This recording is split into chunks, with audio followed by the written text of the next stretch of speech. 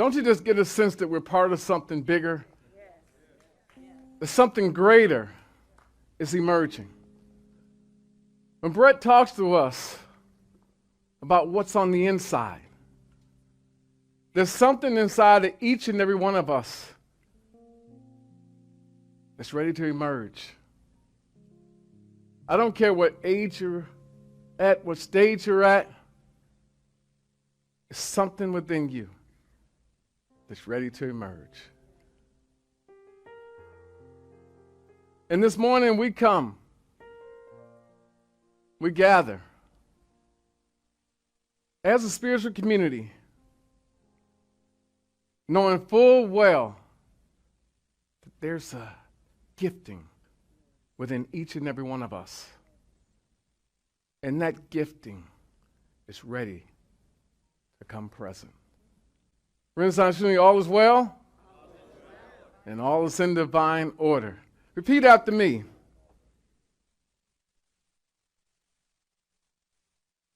Christ Spirit God,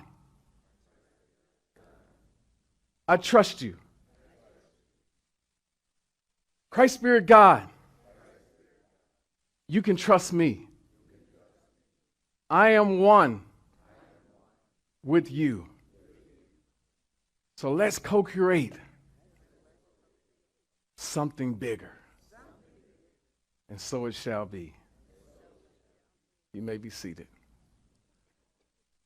This morning, like never before, and it's so crazy how things work out in our life, how things are co-signed in your mind. There's the right time to remind us of who we are and what we're part of. This morning, like never before, allow yourself permission to sense within you your connection with the universe, your connection with divine energy, your connection to God. A connection that is real, more real than we've ever allowed ourselves to experience, to go past, to bypass, to go through the thoughts of lack, the thoughts of limitation, the thoughts of separation, the thoughts of limitation, the thoughts of inadequacy, the thoughts of unreadiness. Unreadiness to take the next step forward on the great adventure of life. And we know that life is made to live. And so we breathe on that. We have our being on that. That we're here to live. To live and let live. To let something emerge out of us. It's our gifting. And each one of us has a unique gifting within us. And it's ready. It's ready to emerge. Say this: I am one with Christ. See, you can only access and experience your full power, your full potential through Christ that strengthens you. So check this out. I've been a licensed counselor for over 32 years. Over 32 years, I've held the credentials of counselor. And I practice in various settings of my life: the spiritual community, educational community, in private practice. I get a chance to be in the backyard of all types of people: race, creed, color, social, economic status. And I've been blessed by those experiences, Reverend Anisha. For several reasons I feel blessed. Number one is people trust me. They trust me with their innermost secrets and dialogue. Second reason I feel blessed is because it's a confirmation that the thoughts I have are not far-fetched. In other words, I'm not crazy. Anybody ever felt crazy in their own world? Like the thoughts I have must make me crazy. And if Glenn was to come in with his counseling hat on, he could diagnose me and put me on medication. And sometimes I feel that way. The thoughts that I have that continue to just stir in my mind constantly. But what I find out in those counseling sessions is that all of us have this daily obsession with seeking and discovering perfection. Seeking and discovering perfection. Perfection. The obsession with perfection. Anybody know what I'm talking about? Seeing the perfect life, the perfect relationship, the perfect job, the perfect house, the perfect love partner, the perfect health, the perfect amount of wealth, the perfect look. I'm not going to pick on the women in here, but how much money do we spend annually on appearance? Careful now. How much do we spend perfecting our appearance? Most of my times, the greatest points of frustration of my week is when Leah and I are going somewhere and I'm ready to go. I plan to be on time and I'm waiting. I'm waiting and I'm waiting. And she says, 1 more minute. And so I go out and start the car and it's 1 more minute. It's 1 more minute. But she emerges. It's gorgeous. So it's worth the wait. Did I clean it out?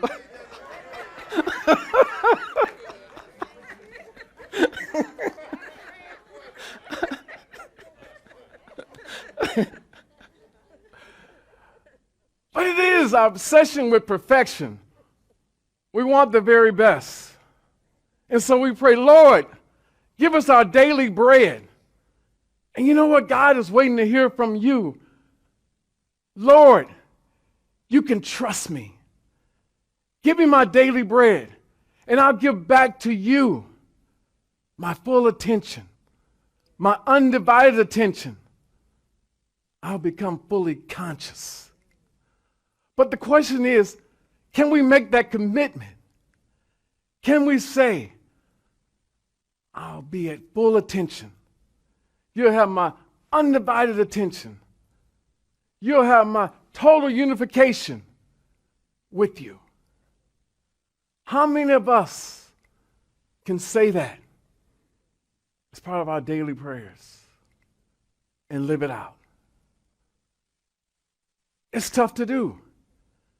It's a tough ride. This morning we're talking about practicing Christ consciousness. Practice makes makes what? Practice of Christ consciousness makes the presence of Christ present. Do you hear that? Practice of Christ consciousness makes the presence of Christ present. What does it mean to practice Christ consciousness?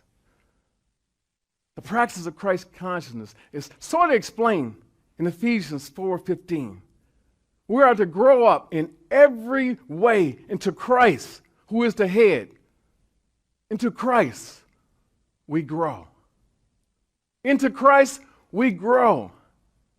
We don't go anywhere. We grow. We grow up into the elevation of the consciousness of the Christ. You don't have to go anywhere. In the hustle and bustle, we always think we have to go somewhere. It's just a matter of growing up into the Christ. That's all it is. When we practice this Christ consciousness that we speak of, provides us the protection, the sense that we can do it all. But when we face the world, real life situations without the tools of Christ consciousness, what happens? We feel like we're tossed into this race of life. And all of a sudden we feel ourselves on the clock. Has anybody ever felt like you're on the clock? The clock is moving faster and faster and faster. And you're wondering to yourself, how much time do I have? How much time and effort will it take to get to where I want to be, where I need to be, where I desire to be? How long will it take? Will the clock run out on me? Time lost. Have my best times pass me by? The answer is no. Time is infinite.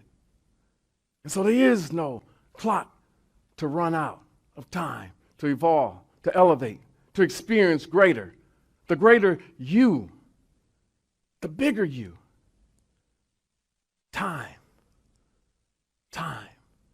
The question about time is not whether there is enough time. The question is, will you stop in time? Will you stop in time and sit in place and wait? Pray, meditate, wait. It's a common theme process. Pray, meditate, wait. But in that growth process, that Christ consciousness, it doesn't allow us to simply pray, meditate, and wait. It's movement. We said life is for living. And so it's all about pray, meditate, and move. Pray, meditate, move. And I know we get caught up in 1,000 thoughts per second. And the mind races through these thoughts. It's like being in a traffic jam. There you are, sitting in the traffic jam. All of these thoughts are coming upon you. All the thoughts. What do you do in that traffic jam? Do you pull over and wait? And you can sort through traffic? Do you be patient and trust that eventually you'll reach your destination? The answer is go with the flow. The positive energy flow. We go with it. Can we say that? Go with the flow? Go with the flow of positive energy. That's the challenge. To get through the traffic jam of our thoughts. And in the process of moving forward, in the flow of positive energy, we begin to see all the negative thoughts cast away. They're moved aside, and we keep moving forward. See, this is not a situation where we find ourselves in a traffic jam, and our mind just tells us to just call God, and all of a sudden God becomes a cab driver, an Uber driver, a Lyft driver. And all we want to do is say, God, you're my driver. Take me where I want to go. I'm going to just jump in the back seat and sit here and go for the ride. And I've been in that scenario when I bought into that, the notion, pray, meditate, and wait. Call the cab driver God, the Uber driver God, the Lyft driver God, and say, I'm just going to get in the back seat and just drive me. God's got this. And so I don't have to do anything. But you can't relinquish your power, your dominion, your authority to co-create. See, in Unity, we talk about a co-creation process. And that process doesn't allow you to slip into the back seat and just go for the ride. Take me to where I want to go. Take me to the new job. Take me to the new relationship. Take me to the ATM where I can take out all the money I want. Take me to the fun time. Drive me there, and I'll be the passenger. Deepak Chopra said something. Awakening is not changing who you are, but discarding who you are not. Now, I know many of us are known for certain things. We're known to do certain things. And that's how people and co-workers come to know us. And we get in this rigid pattern, and it becomes our identity. But so many of us get frustrated living that life, that stagnant life, where there is no movement, no elevation. It's the status quo. And we want to go somewhere else. Awakening, again, is not changing who you are, but discarding who you are not. It no longer serves me, because where I want to elevate to is someplace higher. Higher in the universe. I want to make the connection. And with that connection, I want to be pulled forward, co-creating the emergence of the new me. Does anybody here desire to be different from who you are now, spiritually, mentally, physically, financially, relationship-wise? We all do. We all discover that we are woken every day by a nudge, by a poke, by a prodding. Something bigger is supposed to be emerging through us and with us. And this is where we say we have to engage in the daily practice of Christ consciousness. Have you ever heard of the first and second coming of the Christ? The first and second coming of the Christ. And we all think of Jesus walking across the universe, saying, "Here I am, just follow me." And then we've been waiting for years and years for the second coming of the Christ. And there's a doctrine. Wait till Jesus comes. Wait till the Christ emerges. And so we bought into this notion of the first and second coming of the Christ. But the Christ emergence is from within you. There's a stirring up of the gifts. The gifts is laid dormant for so long. And you're looking externally for the validation of your existence, your value, your worth. But then you come to realize that the first and second coming of the Christ is speaking to the Christ within you, through you. And it's creating this dynamic energy. And this energy is causing tension. Two worlds colliding. One says move forward. One says I'm scared to move forward, so I'd rather stay put. But that tension, that dynamic energy tension, is within each and every one of us. Should I stay or should I go? And the answer is always we should go. Why? Because life is made for living. Life is made for living. So that first and second coming of the Christ, it's the Christ within you that's moving forward. And into this truth, we immerse ourselves, knowing that we're supposed to be in that state of mind. Every day, I'm emerging. I'm getting stronger. I'm getting wiser. I'm getting more powerful than ever. Stronger, wiser, more powerful than ever. It's the walk of life. It's not what's happening to you, it's what we're growing through. Not what's happening to you, what I'm growing through and into. That's the opportunity of this experience. The nightly prayer is not enough. Lord, sustain me for another day. Wake me up tomorrow. God is saying, can I trust you? Do you have an intent for the next 24 hours? if I allow you to awake out of sleep, will there be an awakening?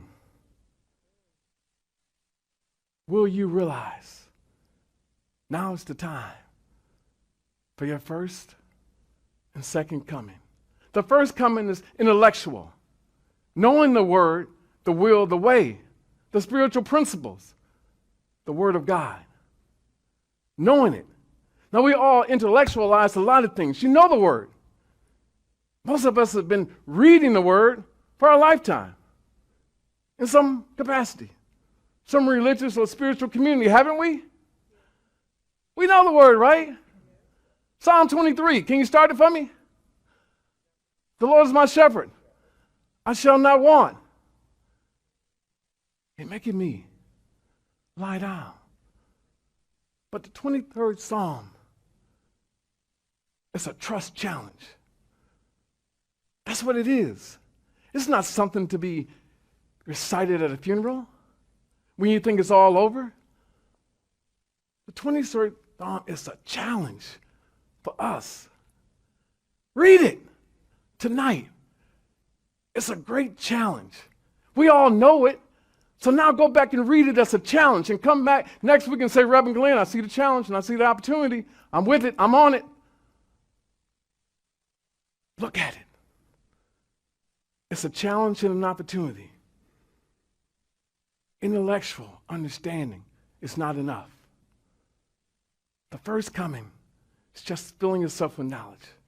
But the second coming, that's the good part. That's when we get to the good part. The second coming of you, and you allowing the Christ to emerge in you, through you, for you, to be bigger and greater. That's when we say, I not only know the word, I apply the word. And with that activation, I'm more powerful, I'm wiser, I'm stronger than ever. And I see that I really can do all things through the Christ that strengthens me. And so it is that I live this way now. I set aside, I cast off fear, the traffic jam of thoughts in my mind. I disperse, dissipate it. I become distant with them. I no longer need to pull on the side of the road. I know the flow of energy is pulling me forward. So I keep going to see what's emerging. Who will I emerge at? Who am I emerging as is the question. The next level of living, the next level of consciousness, spiritual evolution, soul unfoldment, infinite soul unfoldment.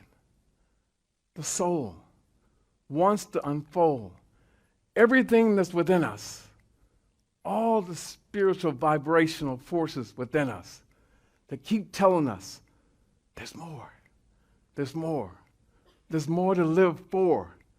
We believe it, but we don't live it all the time. And so we pray to wake, but not to have an awakening. And there's a difference. It's time for us to awaken. Move forward.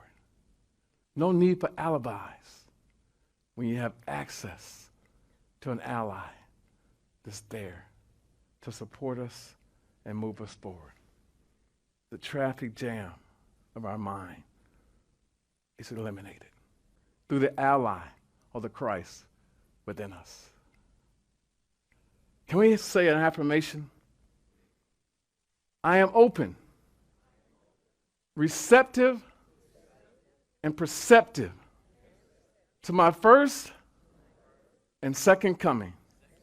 I am co-creating my soul unfoldment. It's perfect. It's peaceful. It's prosperous. And so it is. And so this morning, we come into this Christ consciousness. It's not just something that we read about, that we've heard about.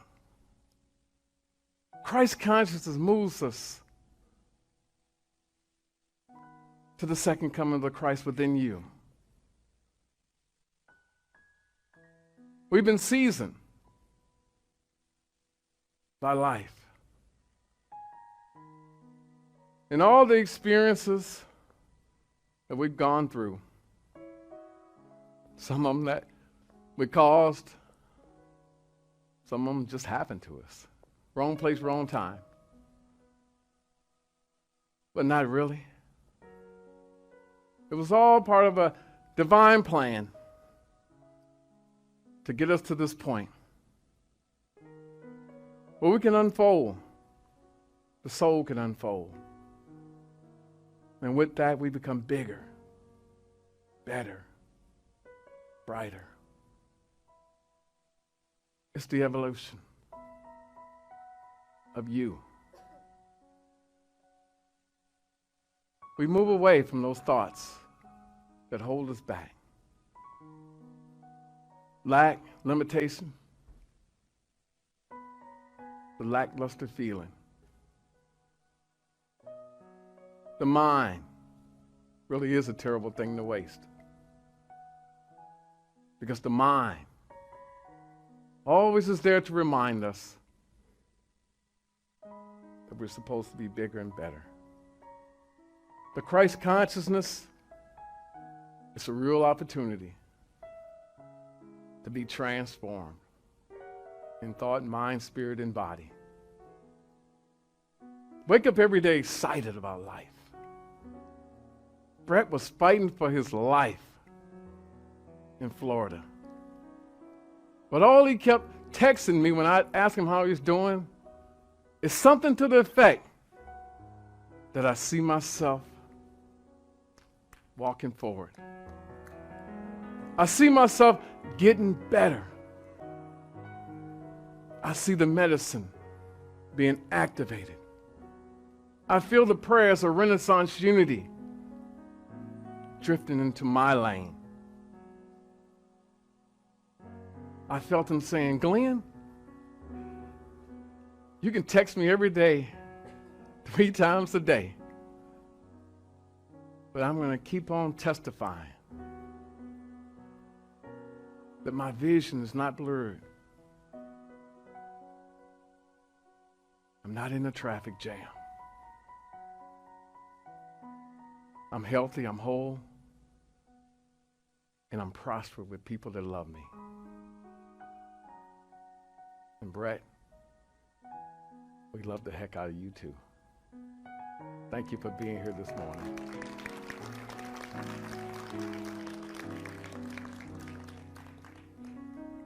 This week, your exercise is this. Let God trust you.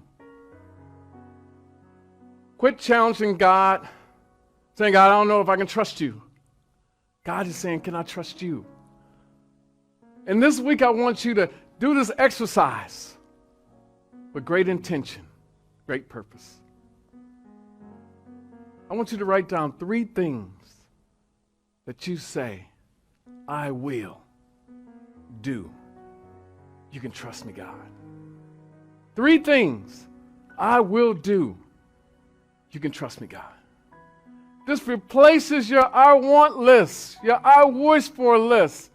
This is saying I make a commitment to move forward. Self-mastery. Very intentional.